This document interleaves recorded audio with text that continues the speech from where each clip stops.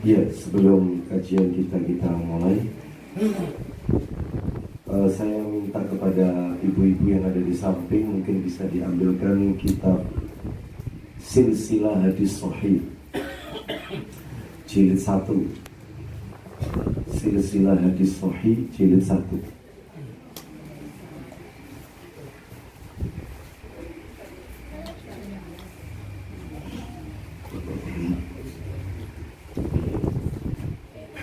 Bismillah. Assalamualaikum warahmatullahi wabarakatuh. Waalaikumsalam warahmatullahi wabarakatuh. Alhamdulillah hamdan katsiran tayyiban mubarakan fi kama yuhibbu rabbuna wa yarda. Wa ashhadu an la ilaha illallah wahdahu la syarika lah wa ashhadu anna Muhammadan abduhu wa rasuluh. Ya ayyuhalladzina amanu taqullaha haqqa tuqatih wa la tamutunna illa wa antum muslimun. Amma ba'du, fa inna asdaqal hadisi kitabullah wa khairal hadi hadi Muhammadin sallallahu alaihi wasallam wa syarral umuri muhdatsatuha wa kullu muhdatsatin bid'ah wa kullu bid'atin dhalalah wa kullu dhalalatin finnar. Ikhwan wa akhwati fillah, bapak-bapak, ibu-ibu, kaum muslimin dan muslimah, jamaah Majelis Taklim Baiti Jannati yang semoga dimuliakan oleh Allah Subhanahu wa taala. Kepada sahibul bait, keluarga Bapak Agus, semoga Allah taala melimpahkan karunia rahmat dan barakah pada keluarga dan tempat tinggal beliau.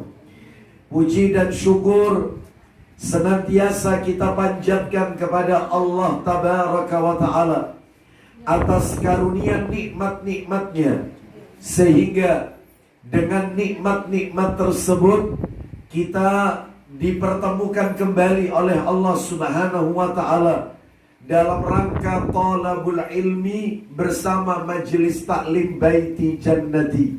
Semoga niat kita, langkah kaki perjalanan kita menuju majelis ini tercatat di sisi Allah sebagai pemberat timbangan amal kebajikan kita kelak di yaumil qiyamah. Bapak Ibu kaum muslimin dan muslimah rahimani wa rahimakumullah, pagi hari ini Selasa pekan keempat, kita akan melanjutkan materi kita menggapai ridha Allah. Materi ini adalah materi kelanjutan daripada pembahasan kita Majelis Taklim Baiti Jannati saat diadakan kajian di daerah Batu. Nah, tepatnya di tanggal 26 Agustus 2025.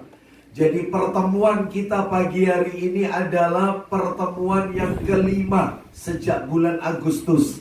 Jadi Agustus, September, Oktober, November. Pertemuan keempat berarti ini ya, yang keempat maksud saya.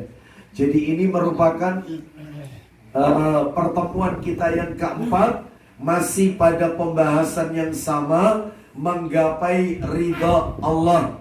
Menurut catatan saya, terakhir kita sudah masuk pada poin yang ke-16.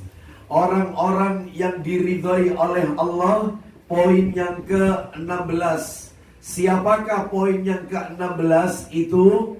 Jadi 14, 15, 16. Itu dalilnya jadi satu. Yang ke-14 adalah mereka yang mentauhidkan Allah Azza wa Jalla. Itu yang nomor 14. Yang nomor 15, bersatu dan tidak berpecah belah. Dan yang terakhir, poin ke-16 adalah sering memberikan nasihat yang baik. Hari ini kita akan memasuki poin yang ke-17 dan seterusnya. Mudah-mudahan waktunya cukup, sehingga kalau waktunya cukup kita bisa tuntaskan pada hari ini. Poin yang ke-17 adalah mereka yang mendapatkan ridha dari Allah Subhanahu wa taala, yaitu orang yang senantiasa bersiwak, menggosok gigi dengan kayu siwak, bersiwak, ya. Tapi sebelum kami tunjukkan mana dalilnya orang yang bersiwak, mereka itulah yang mendapatkan ridha Allah. Artinya orang yang bersiwak tentang sebuah ayat yang ada di dalam Al-Quranul Karim, betapa pentingnya kita mendapatkan ridha dari Allah Azza wa Jalla. Surat itu tidak lain dan tidak bukan adalah Ali Imran, surat nomor 3, ayatnya 162. Allah Ta'ala berfirman, Ali Imran 162. Saya bacakan penggalannya. Allah berfirman, Afamanittaba'a ridwanallahi kaman ba'a bisakhatim minallah. Yang artinya, apakah orang-orang yang mengikuti jalan ridha Allah sama dengan orang yang kembali dengan membawa kemurkaan yang besar dari Allah? Ayat ini adalah ayat pertanyaan kepada kita. Apakah sama orang yang mendapatkan ridha Allah dengan orang yang mendapatkan kemurkaan Allah? Intinya itu pertanyaan dalam ayat ini. Jawabannya tentunya tidak sama. Berarti orang yang mendapatkan ridha Allah adalah orang yang mendapatkan apresiasi, pujian, sanjungan dari Allah Azza wa Jalla. Karena orang yang diridhai oleh Allah berarti orang yang dicintai oleh Allah, orang yang disukai oleh Allah Azza wa Jalla. Nah, mudah-mudahan kita termasuk di dalamnya.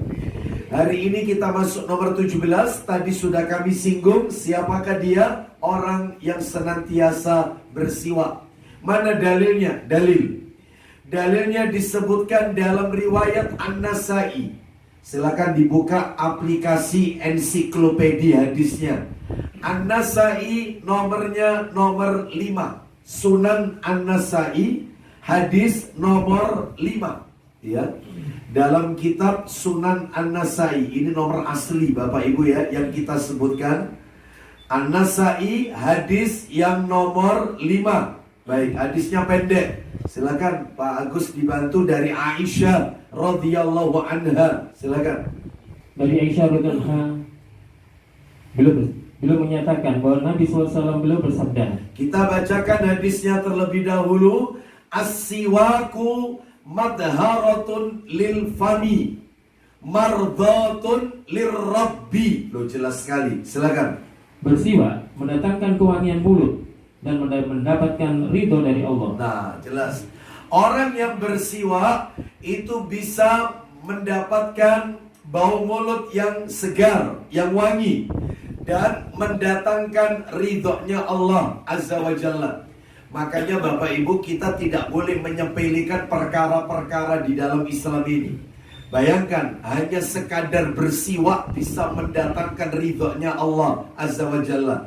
Yang mungkin oleh sebagian kaum muslimin, siwak ini dianggap pembahasan remeh-temeh, ya, pembahasan yang diremehkan, sunnah Nabi yang sudah mulai ditinggalkan. Coba saya mau tanya sama panjenengan, kira-kira di kendaraan panjenengan, baik itu mobilnya atau motornya, ada nggak kayu siwak? Ya, belum ya. Ini ya, belum. Baik. Di rumah ada enggak kayu siwak? Ada. Ya. Padahal kayu siwak ini tidak bisa disamakan dengan pasta gigi. Karena orang menggunakan pasta gigi membutuhkan air dan membutuhkan tempat.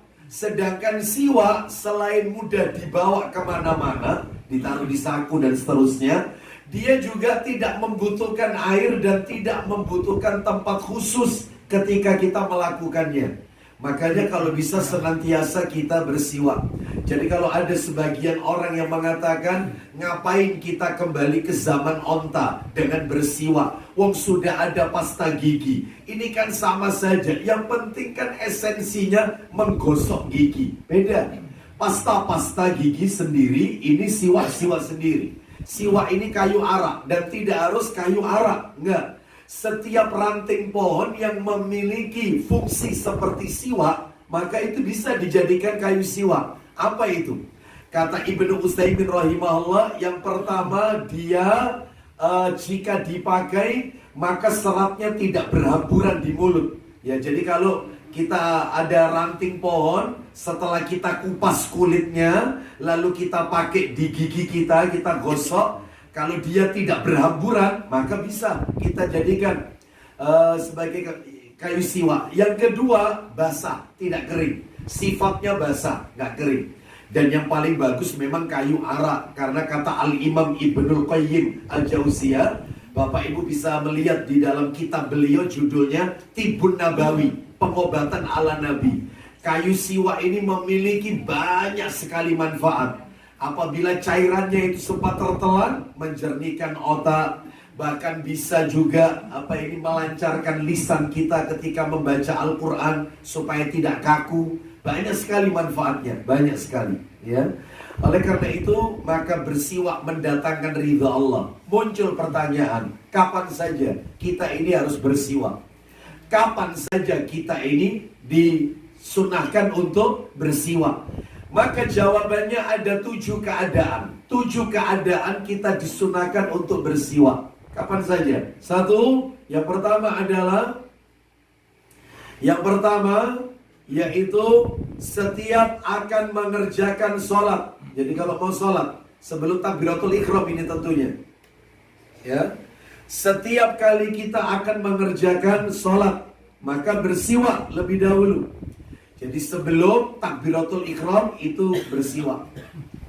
Baik. Dan itu ada etikanya Bapak Ibu sekalian ya. Saya pernah menyampaikan ini kalau nggak salah di Masjid Al-Muhajirin Puri Indah. Saya sampaikan bahwasanya tentang materi disunah Nabi menyukai mendahulukan yang kanan. Nabi menyukai mendahulukan sesuatu itu dimulai dari sebelah kanan, termasuk bersiwak. Jadi bersiwak itu tujuannya kalau untuk menjaga kesegaran mulut. Menjaga kesegaran mulut. Maka itu sunnahnya adalah dengan tangan kanan. Dimulai dari gigi sebelah kanan. Secara horizontal dulu, menyamping. Lalu vertikal, atas bawah. Itu cara pakainya. Baru gigi sebelah kiri. Kalau tujuannya menjaga kesegaran mulut. Tapi kalau tujuannya adalah untuk menghilangkan kotoran yang melekat, ya, atau mungkin bau mulut yang sudah berubah, ya, maka dengan tangan kiri, bukan tangan kanan. Dan itu dimulainya tetap gigi sebelah kanan, tapi tangannya tangan kiri. Bapak Ibu saya tanya, panjenengan kalau gosok gigi kan mungkin sehari 2-3 kali ya, atau mungkin bahkan lebih ya. Itu pakai tangan kanan atau tangan kiri? Ya, kiri ya, sudah mulai kiri. Ya, tujuannya apa dulu gitu ya? Menghilangkan bau mulut, berarti mestinya kiri. Ya, dimulai dari gigi sebelah kanan, gitu ya. Seperti itu, semestinya demikian. Tapi nggak masalah, ya, tidak masalah. Yang penting kita harus tahu memulai sebelah kanan itu jauh lebih mulia. Baik, sekarang saya akan tunjukkan dalil. Mana dalilnya setiap akan sholat itu bersiwak? Dalilnya riwayat Muslim, Sahih Muslim. Nomornya 252, nomor asli di aplikasi. Nomor 252 di nomor asli Sahih Muslim. 252. Silakan dari Abu Hurairah radhiyallahu an. Dia berkata Rasulullah SAW bersabda, saya bacakan dulu hadisnya. Laula an asyukka alal mu'minina wa fi hadisin ya Zuhair ala ummati la amartuhum bisiwak inda kulli salatin. Loh, jelas sekali. Silakan baca. Dari Abu Hurairah radhiyallahu anhu, ia berkata, Iya. bahwa Nabi SAW beliau bersabda, Isinya. jikalau aku tidak memberatkan kaum mukminin, Ulang lagi. jikalau aku tidak memberatkan kaum mukminin, Andai kata tidak memberatkan orang-orang yang beriman, atau dalam riwayat yang lain, silakan. sementara dalam hadis Zuhair disebutkan atas umatku. Baik. Jadi dalam redaksi lain Nabi tidak mengatakan kaum mukminin, tapi redaksi lain umatku. Jadi kalau mau disimpulkan, andai kata tidak memberatkan umatku, nah gitu ya, termasuk orang-orang yang beriman, niscaya, lanjut. Niscaya benar-benar kuperintahkan mereka untuk bersiwak setiap kali akan sholat. Nabi khawatir kalau memberatkan umatnya. Makanya kita kalau bisa, ya memang gak wajib ini gak wajib. Ini bukan termasuk rukun sholat, bukan rukun sholat. Ini sunnah-sunnah di dalam sholat. Salah satunya bersiwak ketika akan sholat. Baik. Itu yang nomor 1, Sahih Muslim 252. Yang nomor dua adalah kapan kita bersiwak? Ketika akan memasuki rumah. Jadi kalau masuk rumah itu bersiwak dulu. Nabi itu kalau mau masuk ke rumah itu beliau bersiwak dulu. Kenapa Ustaz? Kenapa kok harus bersiwak? Nabi mengajarkan kepada kita agar saat kita bertemu dengan pasangan kita, yaitu istri kita atau suami ya kita, maka agar bau mulut yang sedap itu bisa menumbuhkan rasa cinta, senang, dan seterusnya. Makanya Nabi itu kalau mau masuk rumah bersiwak dulu, dijaga. Jangan sampai ketemu pasangan kita dalam keadaan bau mulut yang tidak sedap. Itu akan mengurangi keharmonisan dalam berumah tangga. Tentunya demikian ya. Saya pernah dihadapkan pasangan suami istri yang mereka ingin bercerai. Ya, mereka ingin bercerai.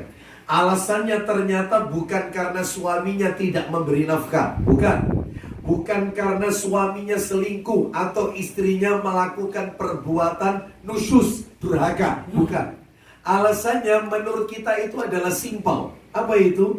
Karena salah satu pasangan suami istri ini bau mulutnya gak sedap. Gak sedap. Lah salah satunya, saya nggak sebut suaminya atau istrinya ya.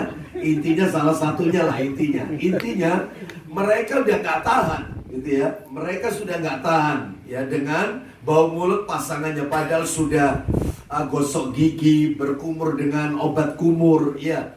Bahkan juga seringkali permen itu selalu nggak lepas ya.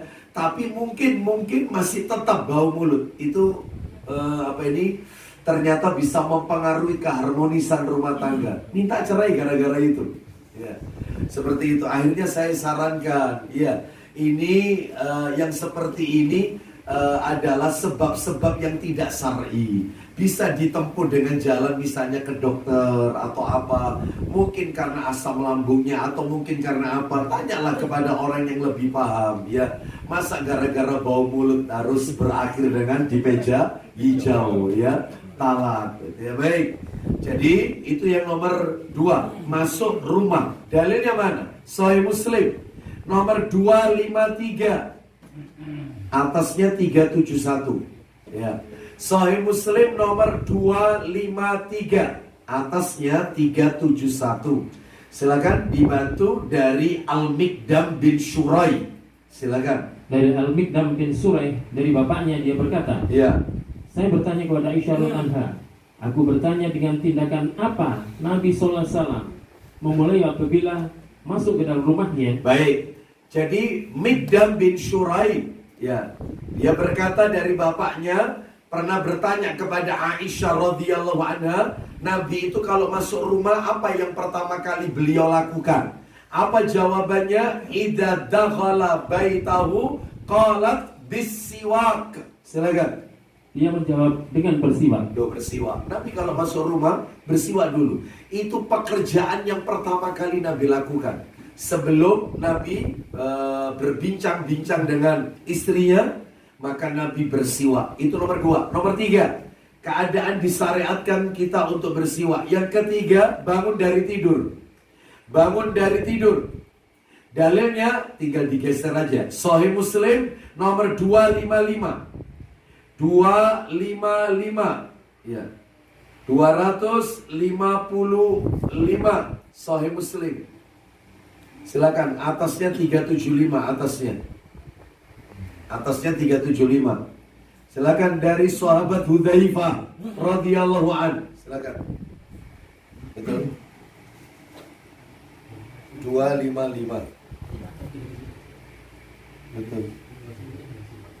Iya betul. Dari Hudzaifah kan? Iya, Hudzaifah. Betul. Silakan. Ayo. Dari Hudzaifah radhiyallahu anhu, ia berkata Iya. bahwa Rasulullah SAW beliau bersabda, Iya. apabila bangun malam. Bukan beliau bersabda. Dari Hudzaifah bahwa Rasulullah SAW apabila bangun malam, silakan. Dari Hudzaifah bahwa Rasulullah SAW apabila bangun malam untuk bertahajud, Ya. maka beliau menggosok mulutnya dengan siwak. Nah, seperti itu ya. Jadi sahabat Hudzaifah yang nama lengkapnya Hudzaifah ibnul Yaman radhiyallahu an itu berkata, "Kana idza qama minal laili yashus yashusu fahu bisiwak." Nabi itu kalau bangun malam untuk tahajud, maka Nabi bersiwak terlebih dahulu. Nanti mau sholat, siwakan lagi, bersiwak. Ya, jadi bangun tidur itu bersiwak. Yang nomor 4, kapan ini? Pada saat mau sholat Jumat. Mau sholat Jumat. Jadi bagi laki-laki ini, bapak-bapak, di hari Jumat kan wajib. Ketika mau sholat Jumat itu bersiwak. Mana dalilnya? Dalil disebutkan di dalam riwayat Bukhari, Sahih Bukhari. Sahih Bukhari. Nomornya 880.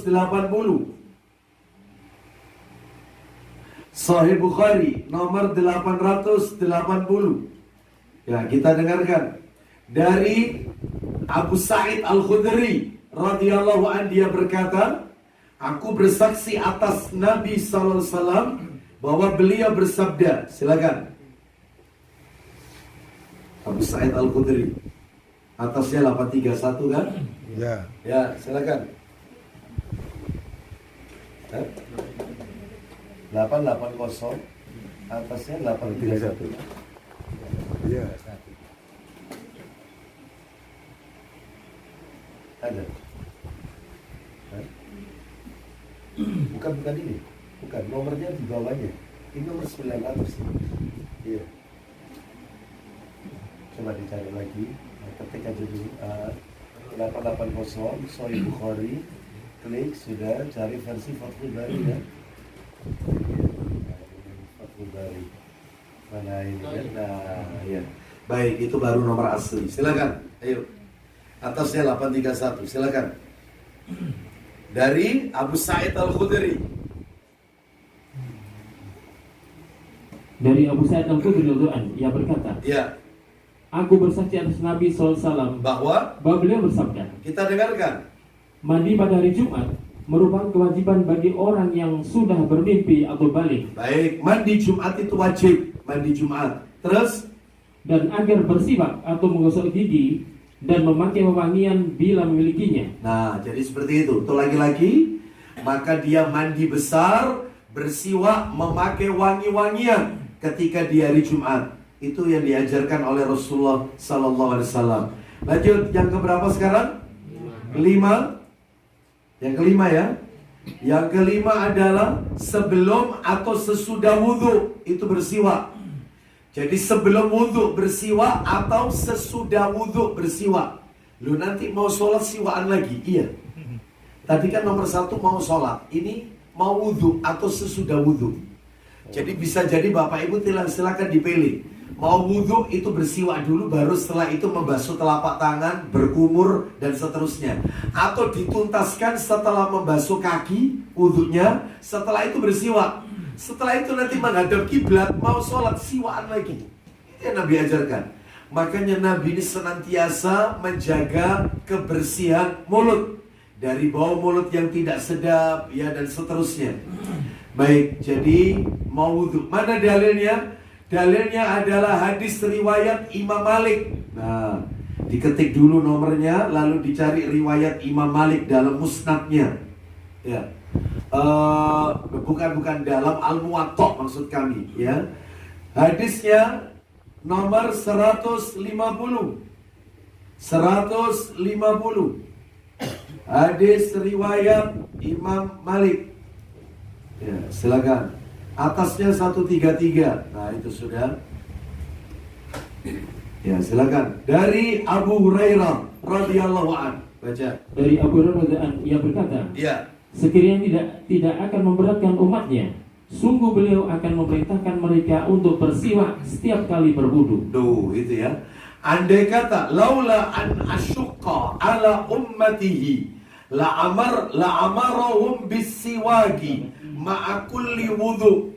Andai kata tidak memberatkan umatku, niscaya aku perintahkan mereka bersiwak setiap kali akan berwudu. Ya, setiap kali wudu, entah sebelum entah sesudah wudu. Lanjut nomor 6. Yang 6, setiap membaca Al-Qur'anul Karim. Jadi kalau mau baca Al-Qur'an, wudu dulu, bersiwak dulu. Mau membaca Al-Qur'an, bersiwak dulu. Mana dalilnya? Dalil disebutkan di dalam kitab Silsilah Hadis Sahih. Ya. Nomornya tuh, ini yang hitam dan pada punya. Oh, antum punyanya ini ya? Yang awal. Berarti yang nomor jilid berarti jilid 2, Ibu. Jilid 2. Ya, karena ini cetakannya cetakan Kisti Press. Kalau cetakan pustaka Imam Asy-Syafi'i, nah itu yang lebih lengkap gitu ya. Jilid 2. Hadisnya, oh sebenarnya bukan jilid 2, wong ini nomornya 1213. Ya. Karena setiap buku yang cetakan ini 250 hadis. Ya, berarti kurang, ya. Berarti kurang. Kalau yang cetakan pustaka Imam Syafi'i itu 3 jilid langsung. Itu sampai ribuan hadis lengkap, itu ya. Baik, dicatat saja, yang penting kita tahu dalilnya. Nomor hadisnya dalam kitab Silsilah Hadis Sahih nomor 1213. 1213. Intinya Nabi mengatakan jika akan membaca Al-Quran maka kita siwak. Kata Nabi, lah ini yang bikin merinding. Maka ketika orang membaca Al-Quran diawali dengan siwak sebelumnya, setiap ayat Al-Quran yang dia baca, ada malaikat yang ada di hadapannya. Dan bacaan itu masuk ke dalam mulut malaikat dan orang itu didoakan oleh malaikat dengan doa kebaikan. Jadi setiap kali kita baca Al-Quran, tapi di awal itu bacaan masuk semuanya ke dalam mulut malaikat, kata Nabi. Lalu orang akan sekian banyak doa kebaikan oleh para malaikat. Makanya ini penting, mau baca Al-Quran bersiwak. Ustadz, ini laki-laki dan wanita. Iya, termasuk ibu-ibu juga begitu kalau mau baca Al-Quran. Meskipun Al-Qurannya bukan mushaf, hanya sekadar yang ada di aplikasi HP kita, entah itu Android atau iPhone, ya. Itu ya. Maka tetap, ya. Yang terakhir, yang nomor 7, setiap kali bau mulut kita berubah. Setiap kali bau mulut kita berubah. Jadi kalau kita ternyata tidak sedap, maka ya bersiwak dulu, ya, bersiwak seperti itu. Ada loh orang itu bau mulut mengganggu orang lain ketika sholat. Ada enggak? Ada. Pipe. Ya, itu ya. Jadi yang seperti ini, apakah boleh kita batalkan sholat kita? Boleh. Boleh. Jadi ada dua keadaan seseorang boleh melakukan mufarroqoh. Jadi keluar sholat, keluar. Atau cari soft yang lain, mundur, keluar, batal. Imamnya bacaannya panjang. Imamnya bacaannya panjang. Ini sholat maghrib, surat Al-Baqarah yang dibaca. Ya. Ini bukan terawih ini, sholat maghrib. Sedangkan kita pulang dari kantor, pulang kerja, udah capek, pengen istirahat, ternyata imamnya panjang. Maka kita sholat sendiri, boleh. Gak apa-apa, imamnya ini di zaman Nabi ada kan kejadian seperti ini. Nah, yang kedua, pada saat kita mencium bau yang tidak sedap. Nah, misalnya bau badan, bau mulut, ya. Orang di samping kita ternyata bau badan, ya. Seperti itu. Mungkin karena mengkonsumsi sayur-sayuran atau buah-buahan yang tidak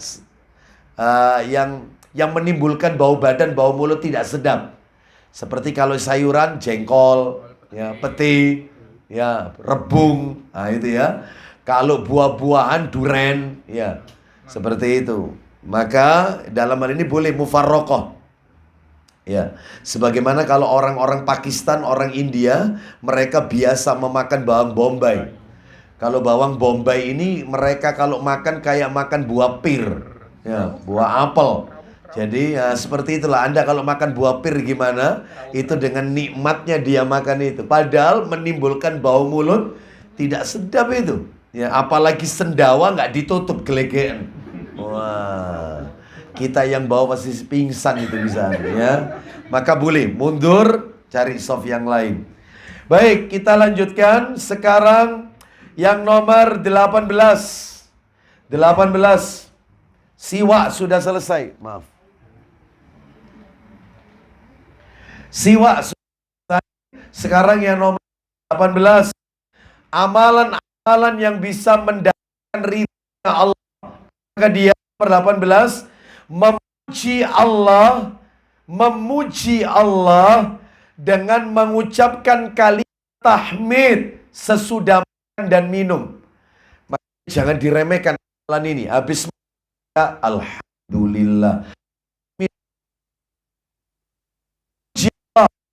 Ucapkan tahmid alhamdulillah setelah makan, setelah minum. Mana dalilnya? Ayo dibuka Sahih Targhib wa Tarhib jilid 4 STBT-nya. Sahih Targhib wa Tarhib jilid 4 145 21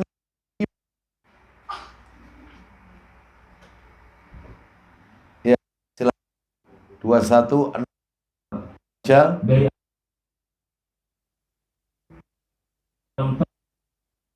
Nabi sallallahu alaihi wasallam, innallaha la yardha, jelas sekali, innallaha la yardha anil abdi an ya'kulal aklata fayahmadahu 'alaiha wa yashrabash syarbata fayahmadahu 'alaiha. Silakan.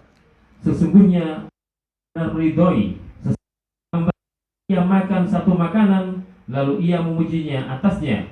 Dan ia minum satu minuman, lalu ia memujinya atasnya. Jadi Allah itu betul-betul meridhoi orang yang setelah makan dan setelah minum puji Allah. Lah ini sudah tidak mungkin malah nyacat. Ya, ini kurang anu nih ya, ini kasinan, ini kemanisan, ya ini terlalu tipis, ya. Macem-macem, tapi entek, habis. Kan gitu ya. Lah ini sebuah kezaliman, tidak boleh ini ya. Dia menghina, mencela makanan, ya ternyata tetap ia habiskan. Kalau suka dimakan, kalau tidak maka biarkan saja, jangan dibuang, jangan disentuh. Ya, Nabi saja tidak pernah mencela makanan, apalagi mencela manusia, nggak pernah. Makanan itu tidak pernah dicela, apalagi mencela manusia. Katanya Anas bin Malik radhiyallahu an, aku tinggal bersama Nabi 10 tahun. Ketika umurku 10 tahun, aku tinggal bersama Nabi selama 10 tahun ketika umurku 10 tahun. Berarti Nabi wafat usia 63, Anas waktu itu umurnya 20 tahun. Makanya ikut Nabi ini maksudnya jadi pembantunya Nabi. Itu Nabi saat itu usia 53 selama 10 tahun. Katanya Anas radhiyallahu an, aku tidak pernah selama 10 tahun ikut Nabi. Nabi mengatakan kepadaku, kenapa kamu lakukan ini? Kenapa kamu lakukan itu? Kenapa kok begini? Kenapa kok begitu? Nggak pernah. Nabi nggak pernah ngomong seperti itu. Masya Allah, ini sama pelayan loh ini. Ya seperti itu ya. Makanya kita contoh akhlak Rasulullah Sallallahu Alaihi Wasallam. Kita lanjutkan sekarang poin 19. Amalan-amalan yang mendatangkan ridhonya Allah Azza wa Jalla adalah yaitu mendapatkan ridho orang tua. Jelas. Kalau orang tua kita, Allah juga ridho. Kalau orang tua meridhoi kita, maka Allah akan meridhoi kita. Sebaliknya, kalau orang tua kita murka, marah ya kepada kita, maka Allah juga murka, marah kepada kita. Mana dalil? Dalilnya disebutkan di dalam Sahih Targhib wa Tarhib jilid 5. Bagus. Nomor 2501. 2501. 2501. An Abdullah ibni Umar qala ridha Rabbi fi ridhal walid wa sakhatur Rabbi fi sakhatil walid. Silakan.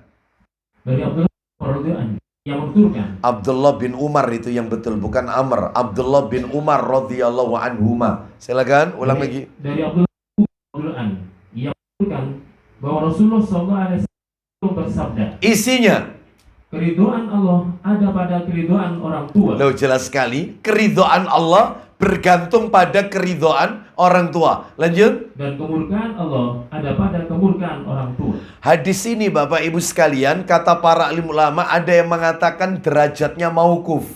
Mauquf itu nggak sampai ketemu Nabi, berarti perkataan sahabat. Tapi riwayat yang lain, hadis ini marfu. Marfu itu berarti ketemu Nabi. Artinya betul-betul hadis ini dari Rasulullah Sallallahu Alaihi Wasallam, gitu ya. Jadi hadis itu kan dibagi 3 Bapak Ibu. Hadis itu ada yang marfu, ada yang mauquf, ada yang maktu. Ya. Kalau marfu itu Rasulullah bersabda, marfu itu. Kalau mauquf itu bukan Nabi yang bersabda, tapi perkataan para sahabat.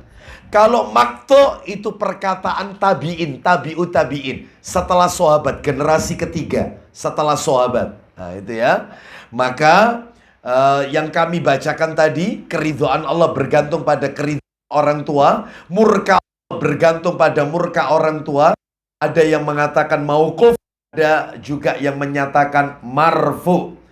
Bapak mohon maaf ini, perlu saya jelaskan sedikit masalah keridhaan orang tua, mendapatkan keridhaan orang tua. Hadis yang tadi kita dengarkan, yang dibaca Pak Agus tadi, menjelaskan kepada kita tentang dahsyatnya efek keridhaan orang tua. Dahsyatnya efek keridhaan orang tua. Ya. Dan dahsyatnya efek kemurkaan, kemarahan orang tua. Jadi kalau orang tua kita ini ridho, maka Allah akan ridho kepada kita. Tapi sebaliknya kalau orang tua kita ini marah, bahkan sampai nyumpai anak, mandar konko ya. Nah ini itu ya. Hati-hati, berarti Allah murka sama orang ini, sama anak ini. Apalagi kalau orang tuanya berkata, mama sama papa ndak ridho. Wah sudah, berarti kau selamanya, maka pekerjaanmu, pernikahanmu, anak keturunanmu, semuanya ndak akan berkah. Akan berkah. Apalagi kalau sampai orang tuanya mengatakan, mama haramkan air susunya mama.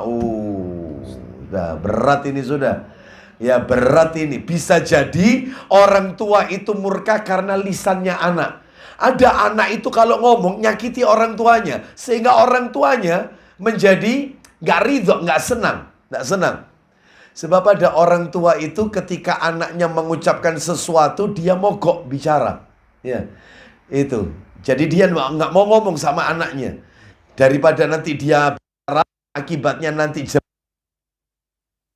bentuk daripada murkaan orang juga murkaan.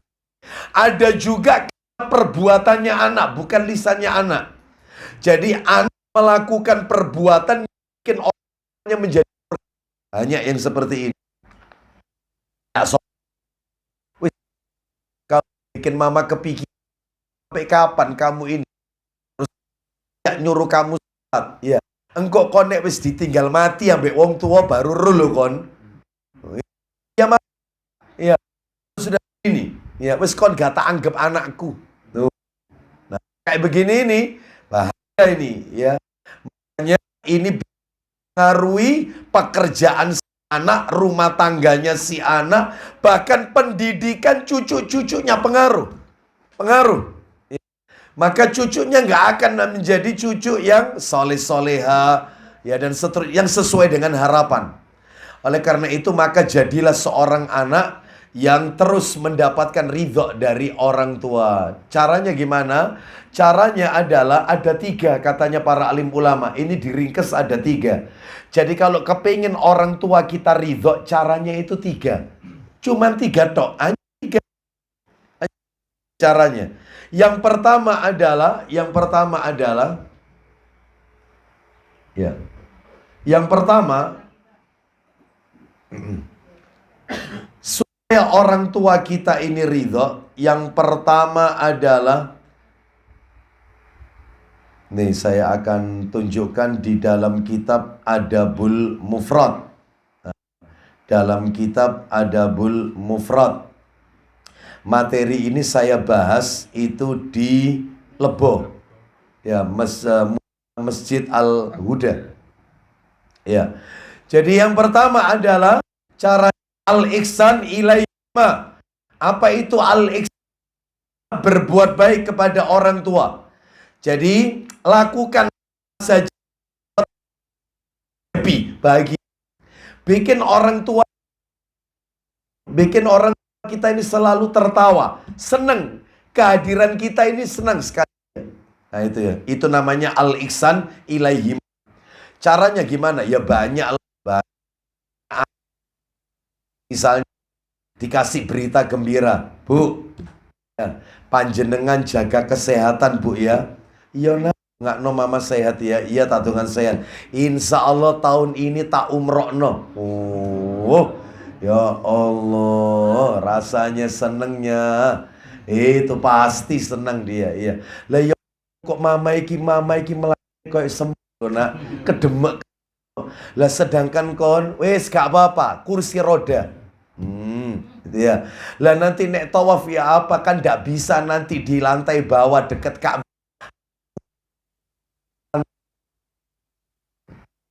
Ya. Hanya jadi seorang anak lihat senang itu sebenarnya nggak minta kita, nggak minta banyak perhatian kita. Ya. Misalnya dikit-dikit, ayo Bu, ya, ya, diajak di mana, insya Allah pun dia akan berkata, ya Allah nak si ibu waras.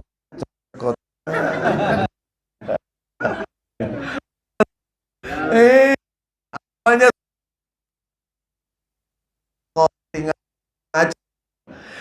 diajak pergi keliling, ya, itu langsung dia akan kata alhamdulillah waras ibu. Ya. Bikin happy. Nomor 1, nomor 2, wala yu'dhihima. Jangan menyakiti orang tua, jangan. Jangan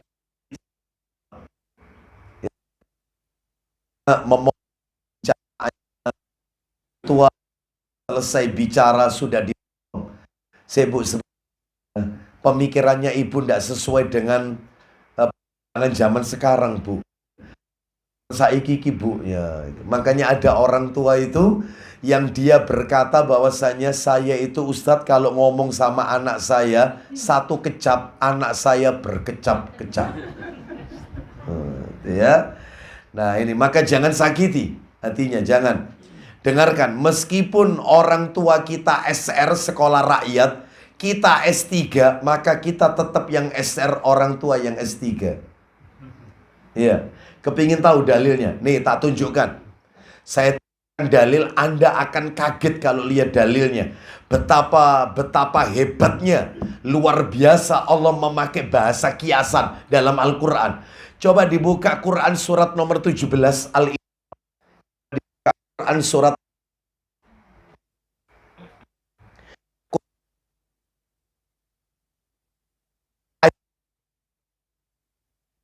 ke 24 ayat 24 Surah Al-Isra ayat yang kedua. Ayo. Allah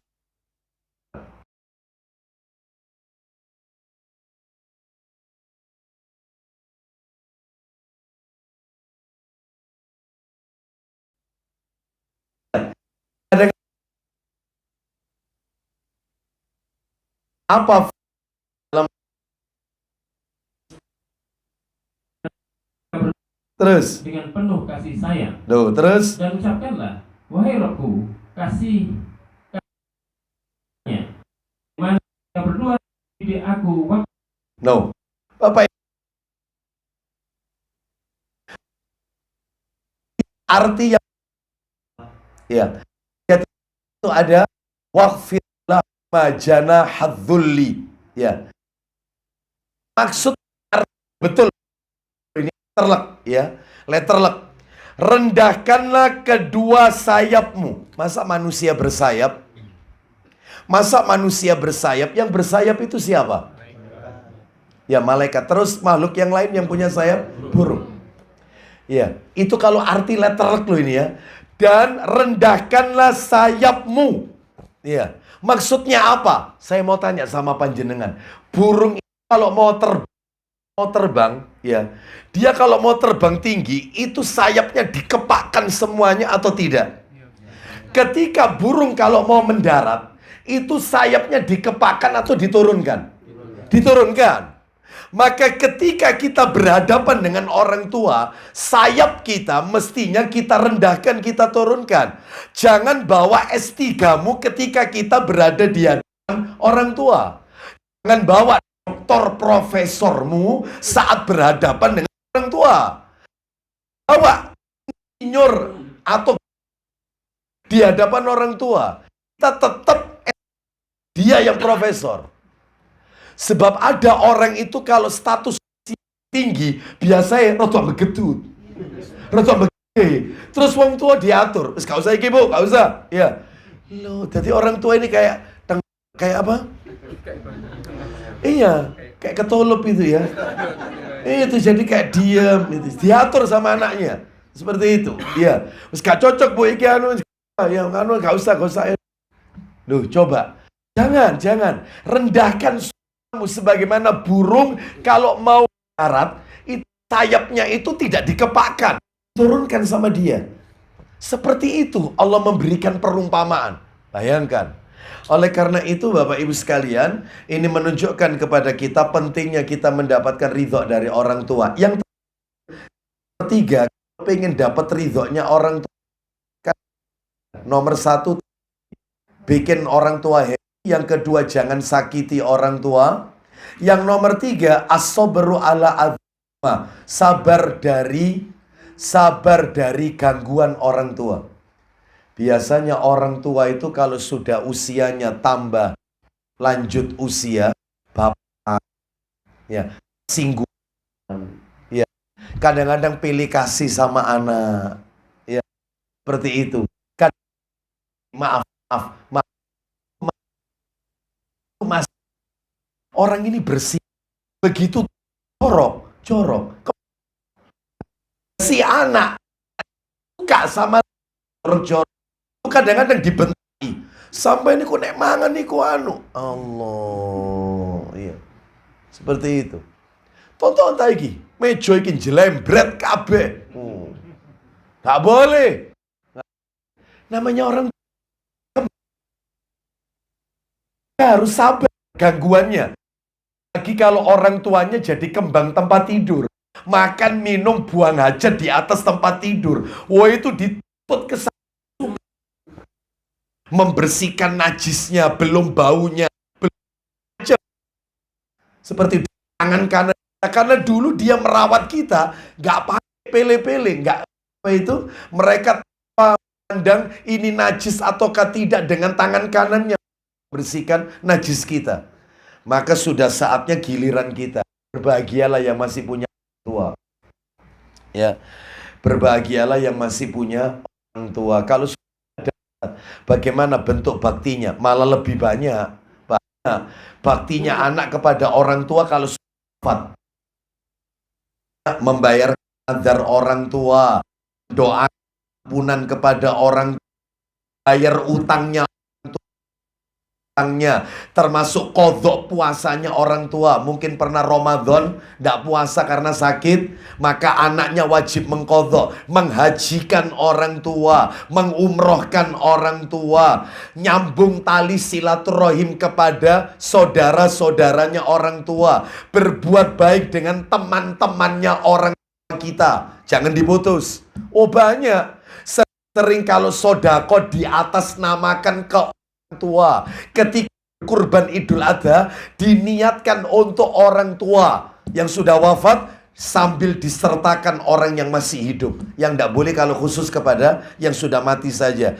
Terus melakukan kebaikan-kebaikan jadi anak soleh. Otomatis anak itu kalau soleh, orang tuanya yang mendekam dalam kubur dapat terus transferan pahala. Maka jadi tidak perlu pakai kirim-kirim pahala yang lain kecuali yang tadi diajarkan oleh Rasulullah Sallallahu Alaihi Wasallam. Baik, sekarang kita masuk yang nomor 20. Nomor 20. Ya, nomor 20. Tips supaya kita mendapatkan ridha Allah. Yang nomor 20, menahan amarah. Sekalipun mampu kita untuk meluapkannya, menahan amarah. Ngamuk. Memang kita ini tidak boleh marah, tak Ustaz? Boleh, marahnya tapi marah karena Allah.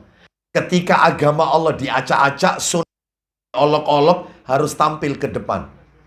Begitu itu yang diserang pribadi kita, maka jangan marah. Nabi diludahi tidak marah, di Taif diusir sampai dilempari batu, berdarah, nggak marah, Ya, seperti itu. Mobil, ya karena serempet, senggol. Jangan marah. Ya, marah dalam urusan duniawi tidak ada manfaatnya. Toh juga mobil tidak dibawa mati, kan gitu ya. Bisa walaupun jutaan nggak apa-apa, anggap sodako.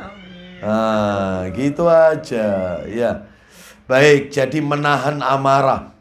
Sekalipun kita mampu untuk meluapkannya. Mana dalilnya? Dalil Sahih Targhib wa Tarhib jilid 5. Nomornya 2623. Baca. Sahih Targhib wa Tarhib nomor 2623. Maaf, 2623 maksud saya. 2623. Silakan. Ya, betul. Dari Abdullah bin Umar, seorang laki kepada Rasulullah SAW. Oh sebentar. Yang mendapatkan ridha Allah tadi sudah ada dalilnya ya? Sudah ya, mendatangkan ridha mendapatkan ridha orang tua sudah saya kasih dalil ya. Sudah ya, Sahih Targhib wa Tarhib kan? Baik. Sekarang yang berikutnya adalah menahan amarah. Betul, 2623. Dari Abdullah bin Umar radhiyallahu anhuma. Dari Abdullah bin Umar radhiyallahu anhu, bahwa seorang laki-laki datang kepada Rasulullah SAW lalu berkata, "Ya Rasulullah, yang mana yang paling dicintai Allah?" Siapakah manusia paling dicintai? Dan dicintai Allah. Teruskan. Maka beliau dicintai Allah adalah yang berguna bagi manusia, dan amal yang dicintai Allah adalah kebahagiaan yang kamu masukkan kepada seorang muslim. Amalan yang paling dicintai Allah adalah amalan yaitu yang bermanfaat bagi manusia. Khairun nas fa'uhum linnas. Sebaik-baik manusia adalah mereka yang bisa memberikan nilai manfaat kepada manusia yang lain. Teruskan.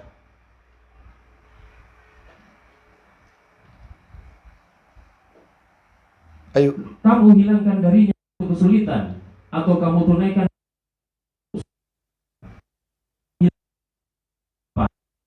dan sungguh saya berjalan bersama saudara dalam kebutuhan itu lebih aku sukai daripada aku beritikaf di dalam hidup ini. Yaitu ini Masjid Madinah selama 1 bulan. Aku memenuhi hajat seorang muslim, aku penuhi kebutuhan orang muslim, aku bantu seorang muslim, itu lebih aku suka daripada aku I'tikaf di Masjid Nabawi selama 1 bulan. Bayangkan ini ya. Terus lanjut. Dan barang siapa yang menahan amarahnya. Nah ini mulai poinnya di sini. Maka Padahal kalau ia mau untuk melangsungkannya, tentu ia bisa. terus. Niscaya Allah memenuhi hatinya pada kiamat dan keridoan. Nah, siapa yang mampu menahan amarah, dia mampu meluapkannya, tapi ditahan, ya, maka dia akan mendapatkan ridho Allah nanti di hari kiamat. Stop sampai di situ, ya. Baik, kita lanjutkan. Jadi jawara yang sesungguhnya itu adalah jawara, ya, yaitu orang yang mampu menahan amarah, ya. Jadi meskipun ototnya besar, ya, binaragawan, tapi kalau dia ngamuan, maka bukan jawara, bukan orang itu. Dia kalau ingin ke kanan, miring ke kanan dia, ya, tapi dia menahan amarah, itulah orang yang, ya.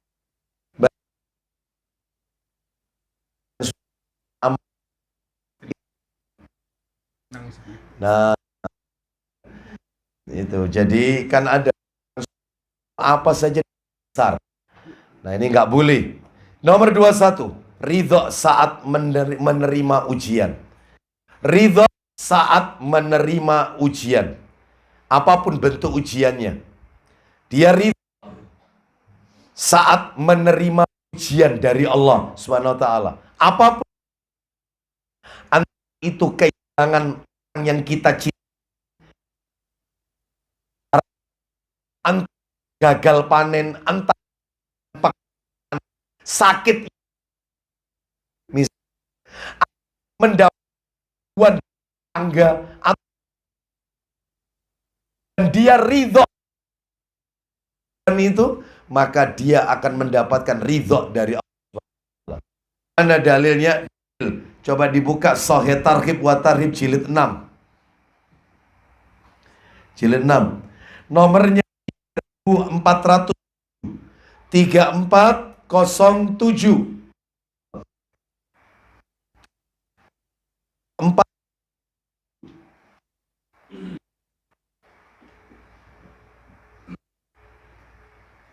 Ya, kan? Dari Nabi Shallallahu Alaihi Wasallam, beliau bersabda. Apa isi sabdanya? Sesungguhnya besarnya ganjaran sejalan dengan besarnya cobaan. Ulang lagi. Sesungguhnya besarnya dengan besarnya. Semakin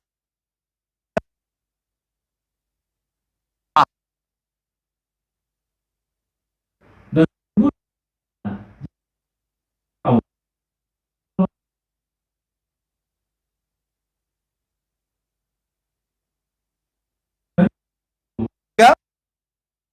ridho dari Allah. Mendapatkan ridho dari Allah. Terus lanjut. Dan ganjaran pahala yang berlimpah. Lah dia tidak ridho ketika menerima, mengeluh, sambatan, protes atas takdirnya Allah. Dan yang murka, maka dia murka.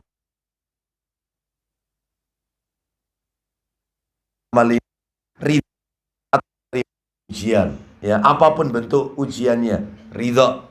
Jangan protes atas takdirnya Allah Azza wa Jalla.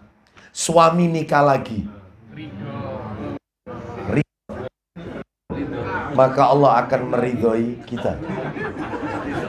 Ya, yang ridho, ya. Kenapa kok ngeridho? Ya, ya. Kenapa ngeridho? Ya ridho, nggak pakai nge. Ya, itu baik. Itu nomor 21.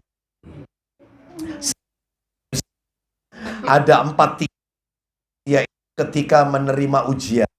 Ada 4 tingkatan manusia itu saat menerima ujian. Tingkat pertama,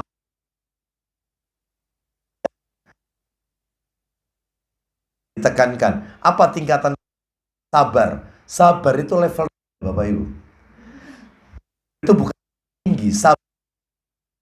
Maksudnya sini apa? Orang itu kalau mendapatkan ujian apapun, ya, kehilangan orang yang kita cintai, sakit, ya, dan seterusnya,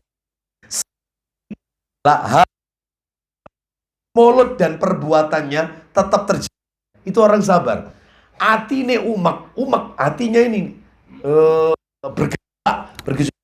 Tapi mulut, lisan sama perbuatannya itu dijaga sama dia. Lisannya tidak menolak ketetapan Allah. Lisannya tidak suudzon, menyalahkan Allah. Kenapa saya? Kenapa harus saya? Enggak. Lisannya diem. Tangan perbuatannya diem. Maka itu baru level pertama, sabar. Itu belum istimewa. Naik ke atas yang agak istimewa adalah tingkatan bersyukur. Bersyukur. Maksudnya gimana? Hatinya berat, tapi lisannya selalu memuji Allah. Alhamdulillah. Ini adanya. Alhamdulillah. Ya, tapi hati sebenarnya masih gitu. Ya, itu level syukur.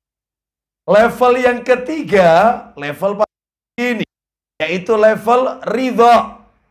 Ridho. Bagaimana ridho itu? Ridho itu adalah hatinya lapang, nggak berat hatinya, lapang. Lisannya memuji Allah, perbuatannya makin dia mendekat kepada Allah Subhanahu wa taala. Seperti tidak terjadi apa-apa. Nah, itu namanya orang ridho. Jadi hatinya lapang, lisannya memuji Allah, perbuatannya semakin dekat kepada Allah Subhanahu wa taala, yaitu ridho. Ya. Seperti itu. Sebab ada orang itu diuji oleh Allah, maka motong ibadahnya. Wis percuma aku ibadah ini ternyata yo.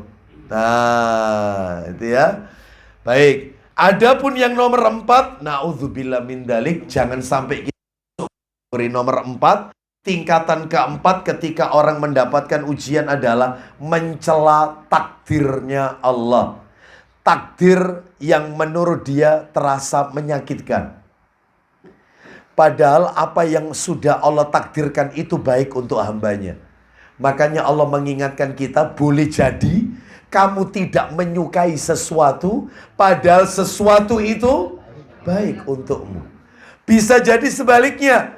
Kau menyukai sesuatu tetapi sesuatu itu buruk, tidak baik untukmu. Itu kan Al-Baqarah ayat 216. Nah, itu ya. Nanti bisa dicek sendiri. Makanya apapun yang menimpa kita, kembalikan kepada Allah Subhanahu wa taala. Dan kalau itu misalnya kebaikan, katakan itu dari Allah. Kalau itu keburukan, katakan itu kesalahan kita sendiri. Baik, sekarang kita akan masuk nomor 22. Tinggal satu lagi terakhir. Tuntas. Nomor 22, amalan yang bisa mendatangkan ridhonya Allah. Rajin puasa. Rajin puasa. Ayo, saya mau tanya. Saya nggak tanya puasa yang wajib. Kalau puasa wajib jelas Ramadan, rukun Islam. Saya tanya puasa sunnah. Mulai Pak Agus, samping ke kanan terus, Dokter Angga, samping terus ke kanan terus. Satu orang satu jawaban. Satu orang satu jawaban. Tolong sebutkan puasa sunnah yang Nabi ajarkan kepada kita. Monggo Pak Agus. Satu, Senin Kamis. Dokter Angga, Ayamul Bid, betul. Samping Pak Asyura, puasa Asyura.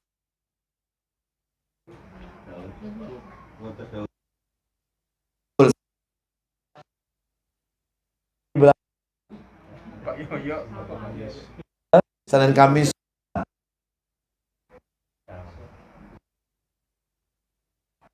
Buatnya lagi kan?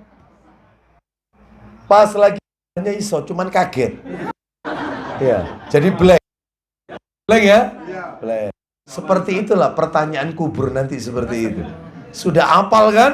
Asyhadu an la ilaha raditu billahi robba wa bil islami dina. Hafal ya? Marrobu. Hati-hati loh. Ya.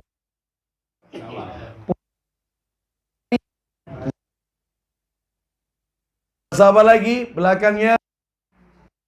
Ayo, masih ada. Senin Kamis sudah. Ya, Ayamul Bid sudah. Dawud sudah. 6 hari di bulan Syawal sudah. Asyura sudah. Arafah sudah. Ada puasa bukan 10, 9 hari di awal bulan Zulhijjah. Itu puasa sunnah. Itu ya. Baik. Sebutkan yang beredar di masyarakat yang hukumnya bid'ah, puasa sunnah. Poso Rejab, betul. Bapak, poso apa, Pak? Poso sampingnya. Poso ada. Poson. Nah, tanggal lahir, kelahiran. Nah, ini semua tidak ada tuntunan dari Nabi Sallallahu Alaihi Wasallam, ya. Baik, rajin puasa sunnah. Mana dalilnya? Dalil. Coba dibuka ensiklopedia hadisnya, aplikasinya. Nomor 8775.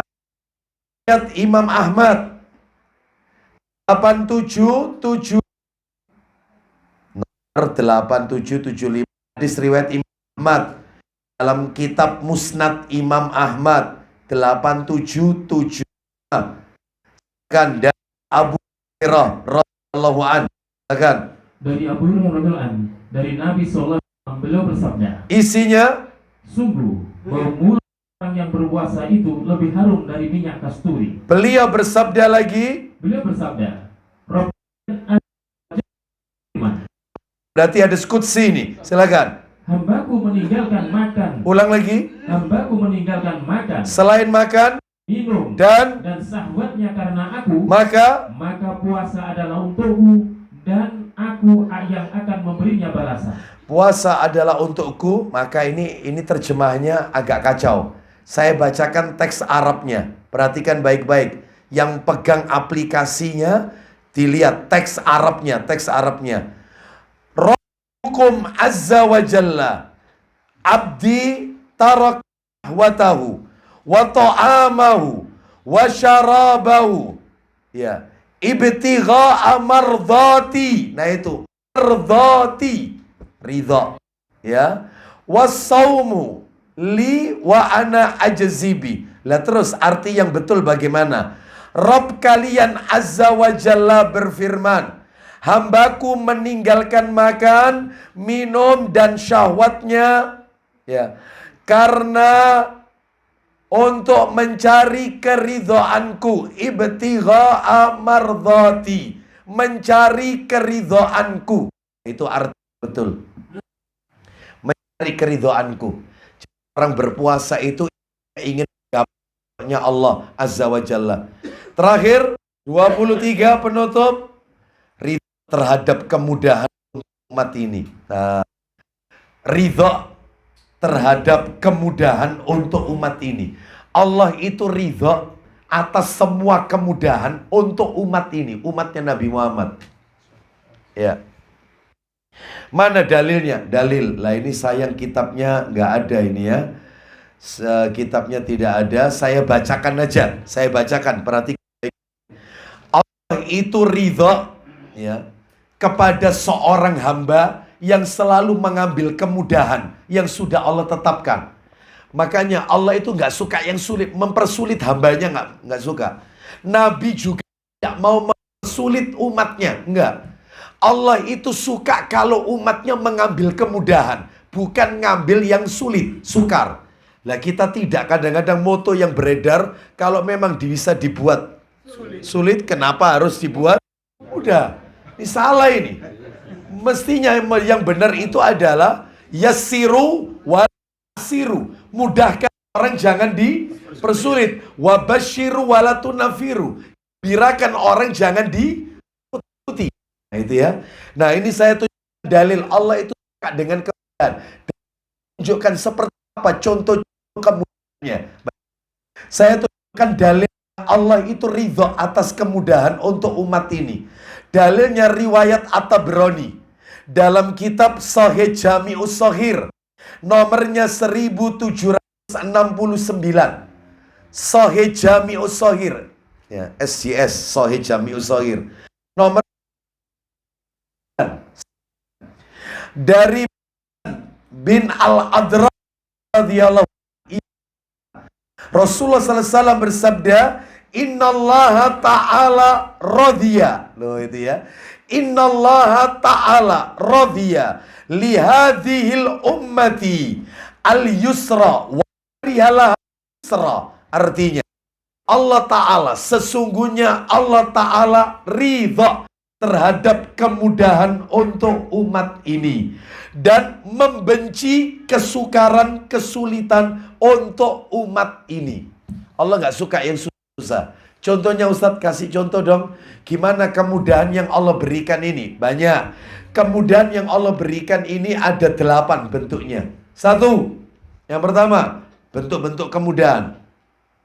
Bentuk-bentuk kemudahan yang Allah berikan kepada kita. 1. Yang pertama adalah menggugurkan kewajiban.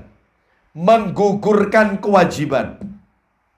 Contohnya Ustadz, kayak apa menggugurkan kewajiban? Contohnya, orang yang pikun, wanita hamil, wanita menyusui, maka boleh meninggalkan puasa gugur, sudah, gugur. Ya, nanti bayar fidyah atau dibayar pada kesempatan yang lain.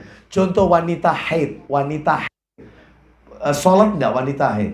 Enggak, menggugurkan, kewajibannya gugur. Ya, gugur kewajibannya. Baik, jadi itu nomor 1. Nomor 2, contoh kemudahan yang Allah berikan adalah, ini hati-hati ya, tolong yang nomor 1 tadi, apa tadi nomor 1 tadi? Menggugurkan kewajiban. Anda garis bawahi, menggugurkan kewajiban. Yang nomor 2, bentuk kemudahannya adalah mengurangi kadar kewajiban. Bukan mengurangi kadar kewajiban. Contoh, mengqashar sholat. Awalnya duhur itu berapa rakaat? 4. Asar berapa rakaat? Kalau kita musafir di jamak qashar jadinya berapa? 2, diringkas. Setelah itu mengurangi kadarnya dikurangi. Yang duhur jadi 2, yang asar jadi 2. 2 rakaat, dikurangi kadarnya. Nah, itu ya. Kemudahan loh itu, harus kita syukuri itu. Yang nomor 3, bentuk kemudahan, mengganti kewajiban. Mengganti, bukan menggugurkan ini. Mengganti kewajiban dengan kewajiban lain yang lebih ringan. Mengganti kewajiban dengan jadi kewajiban diganti dengan kewajiban yang lain yang lebih ringan. Awalnya wajib, diganti sama yang wajib, tapi lebih ringan. Contoh. Orang kalau tidak bisa wudhu karena tidak ada air, boleh pakai apa? Tayamum. Oh. Debu itu, tayamum itu lebih ringan daripada wudhu. Nah, itu ya. Contoh lagi. Misalnya, contohnya lagi, puasa wajib, mengganti puasa wajib Ramadan, diganti dengan bayar fidyah. Diganti dengan kewajiban yang lain, yang lebih ringan. Jadi dia tidak puasa, tapi dia bayar fidyah. Mungkin karena atau lanjut usia, tua renta, ya, fisiknya tidak mampu puasa Ramadan, bayar fidyah. Ya. Terus yang nomor 4, bentuk kemudahan nomor 4 adalah yaitu penangguhan pelaksanaan kewajiban. Penangguhan pelaksanaan kewajiban. Ditangguhkan. Penangguhan pelaksanaan kewajiban. Contohnya, ayo, boleh enggak jamak takhir? Duhur sama asar boleh enggak dijamak? Kalau duhurnya ditaruh waktu asar, itu namanya jamak apa itu? Takhir. Ya, kalau asarnya ditaruh ke duhur, jamak apa? Takdim. Lah ini penangguhan, berarti contohnya adalah duhurnya ditaruh di asar ditangguhkan. Maghrib sama isya, maghribnya di jamak. Penangguhan. Nah, itu ya, penangguhan kewajiban. Terus nomor 5, dalam bentuk apa kemudahan? Yaitu mendahulukan, bukan ditangguhkan, mendahulukan pelaksanaan kewajiban. Tinggal dibalik aja. Tadi kan ditangguhkan, sholat duhur sama asar, duhur taruh di asar. Ini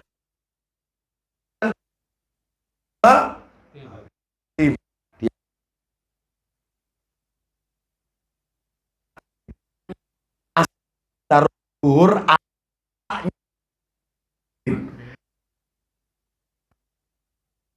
Ya. Paham di sini?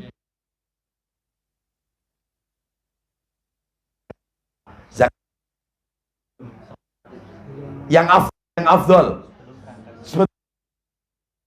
Lapang. Tapi boleh enggak orang itu minggu sebelum Idul Fitri atau 3 hari sebelum Idul Fitri zakatnya sudah diberikan? Boleh tidak? Mendahulukan pelaksanaan wajib. Itu mudah. Boleh. Diawali dulu. Boleh. Ya. Contoh lagi sekarang yang nomor berapa? 5. 6. Nomor 6. Kemudian nomor 6 adalah merubah kewajiban. Kewajibannya dirubah. Saya mau tanya sama Bapak Ibu sekalian, orang sholat itu wajib berdiri tidak? Tapi kalau orangnya sakit, boleh nggak sholat sambil duduk? Boleh. Boleh nggak orang sholat sambil boleh. Berarti dirubah kewajibannya. Dirubah. Mestinya wajib berdiri, mestinya. Tapi dia tetap duduk karena sakit. Nah, nomor 7. Ini kemudahan yang Allah berikan. Ini nomor 7. Apa 7 ini? Membolehkan melakukan perbuatan yang haram. Wih, boleh. Sabar, kok jangan pulang dulu loh ya. Jangan pulang dulu. Saya enggak jangan pulang dulu. Ini belum kelar ini ya. Jangan pulang dulu. Masih koma ini. Saya ulang.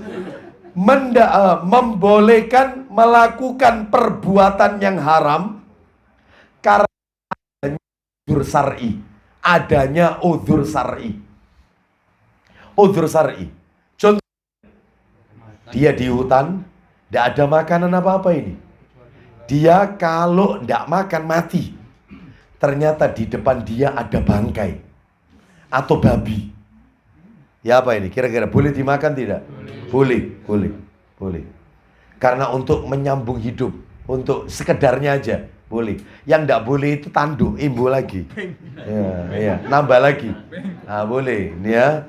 Jadi boleh karena terkondisikan.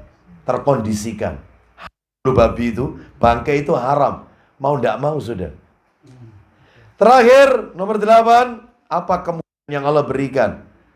Yaitu dalam bentuk membolehkan, nah ini juga horor ini, membolehkan melakukan sesuatu yang haram karena dipaksa.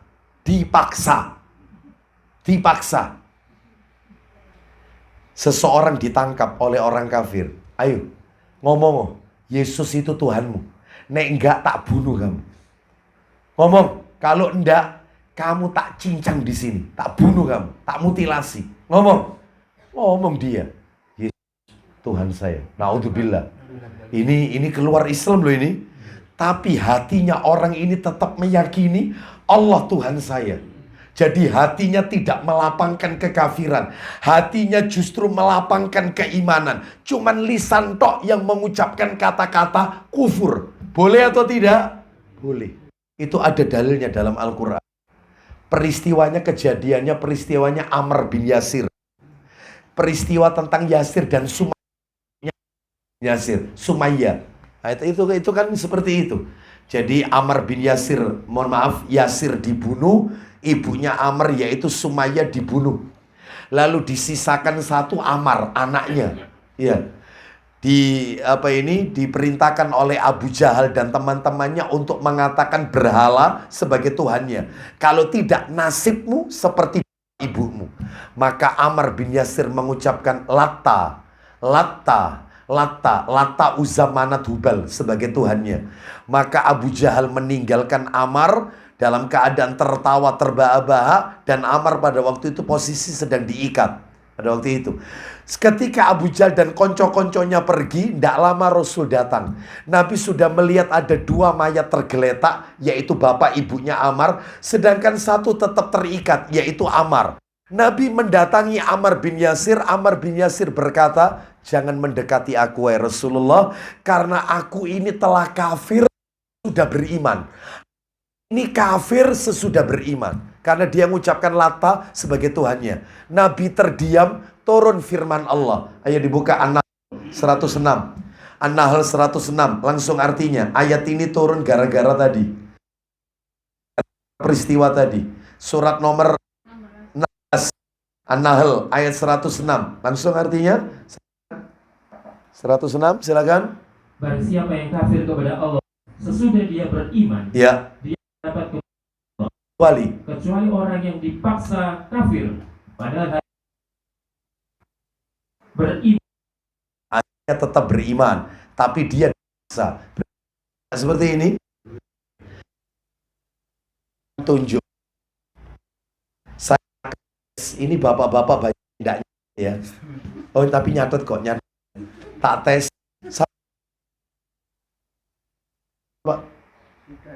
Oh, sudah. Sudah. Yang siapa ya? Pak.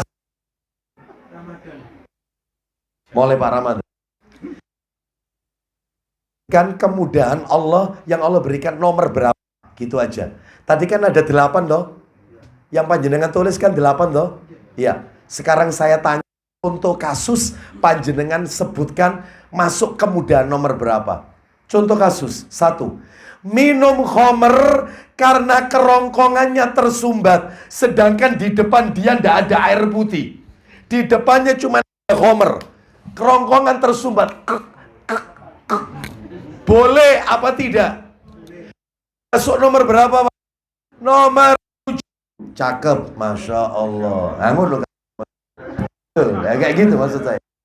Nah, langsung tak kasih sudah aja. Terus saya namanya Pak siapa? Pak Khalid. Pak Khalid, orang ketika yang mendapat ucapan salam, Assalamualaikum, kan tidak boleh jawab Waalaikumsalam, ya kan? Maka caranya kan gimana? Cara gantinya dengan memberikan isyarat tangan. Itu masuk di dengan isyarat, diganti dengan isyarat. Ayo, kemudahan nomor berapa Pak Khalid? Nomor 2. 2 itu apa? 2 itu ya tadi. Yang tepat. Yang betul adalah nomor 3. Mengganti kewajiban. Jawab salam itu wajib tidak? Wajib. Lah mestinya kan kita jawab Waalaikumsalam. Lah ini pas sholat diganti pakai isyarat tangan, maka diganti dengan kewajiban lain yang lebih ringan. Berarti nomor 3. Baik, Pak Khalid berarti salah ya. Baik. Saya tanya Mas, siapa nama Mas? Mas Kevin. Mas Kevin. Orang kalau akikoh bayi laki-laki Mas, berapa ekor kambing Mas? Bayi laki-laki 2 ekor. Ini ada orang punya anak laki-laki, ternyata disembelih 1 ekor kambing saja. Nggak 2, karena dia nggak mampu. Beli 1. Ayo. Masuk nomor berapa? Oh, so angel pertanyaan. Nomor 2. Apa nomor 2 kemudahannya? Mengurangi kadar kewajiban. Betul, Kevin. Oh. Sekarang siapa? Pak Martin.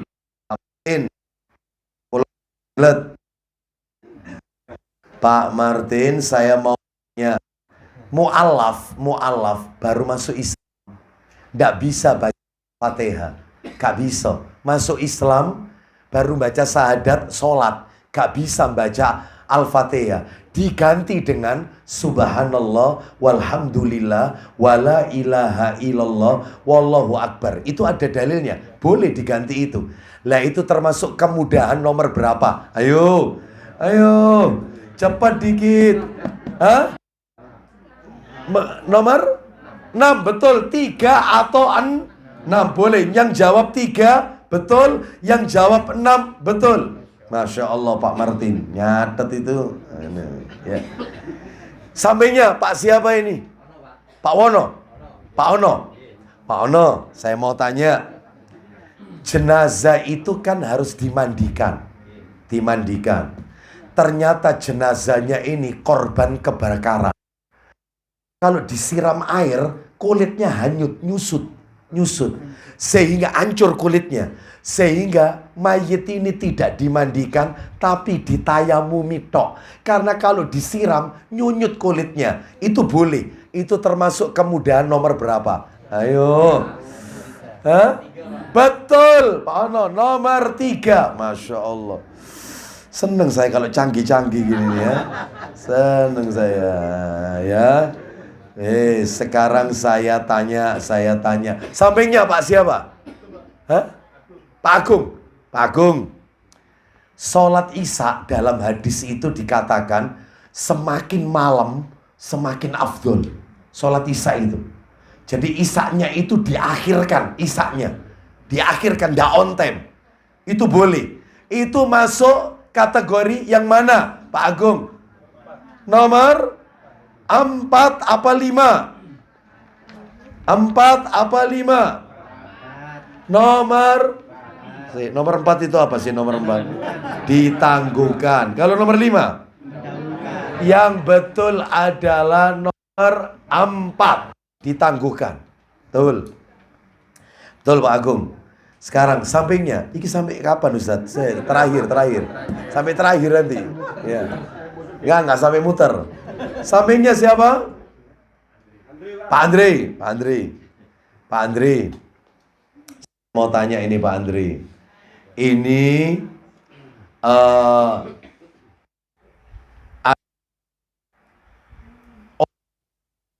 Islam itu tidak wajib bayar pajak. Itu bayar. Tapi sama pemerintah kita disuruh bayar pajak. Pajak ini sebuah kedzaliman. Nah, masuk nomor kita sekarang di Indonesia ini, Pak Andre. Ayo, nomor panjenengan jawab nomor 7. Bayar pajak masuk. Betul. 7 atau 8 sama, boleh. Canggih ya, terpaksa. Betul, terpaksa. Iya, ini kedzaliman yang harus ditaati. Terpaksa. Betul, terpaksa. Terakhir, pertanyaan terakhir. Mas siapa? Hah? Zulkarnain, Masya Allah. Mas Zulkarnain. Wanita iddah itu kan tidak boleh keluar rumah, Thomas. Gak boleh. Dia cari nafkah, harus keluar rumah. Cari nafkah untuk anak-anaknya, harus kerja berarti. Nah itu wanita itu cari nafkah itu di nomor berapa Mas? Kemudian nomor berapa? Hah?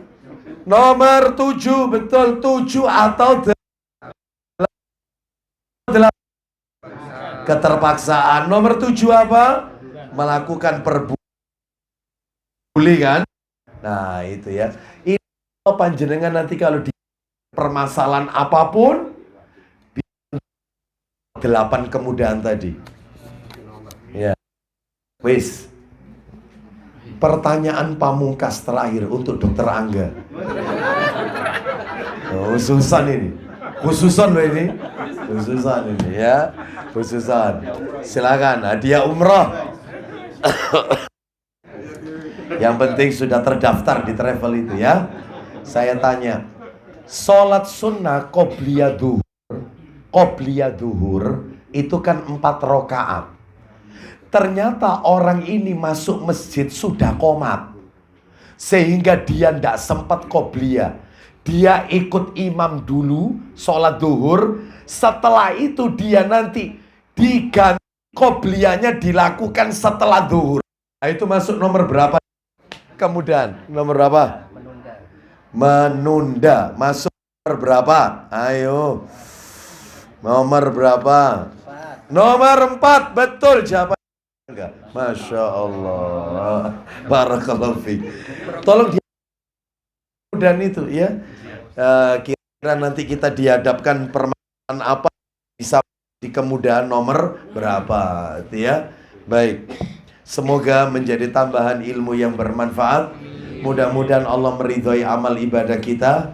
Berarti bulan depan kita sudah masuk materi normal kita, berbicara tentang pembahasan kitab Al-Khairiyah, 40 mizan kebajikan, 40 mizan kebajikan. Insya Allah kita masuk materi itu, insya Allah. Baik, karena waktunya kita akhiri dengan kafaratul majelis. Ala nabiyyina wa ala alihi wa sahbihi wasallam. Subhanakallahumma wa bihamdika asyhadu an la ilaha illa anta astaghfiruka wa atubu ilaik. Wa akhiru da'wana alhamdulillahi rabbil alamin. Assalamualaikum warahmatullahi wabarakatuh.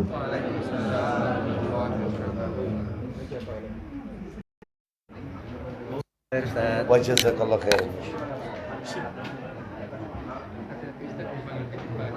Hah?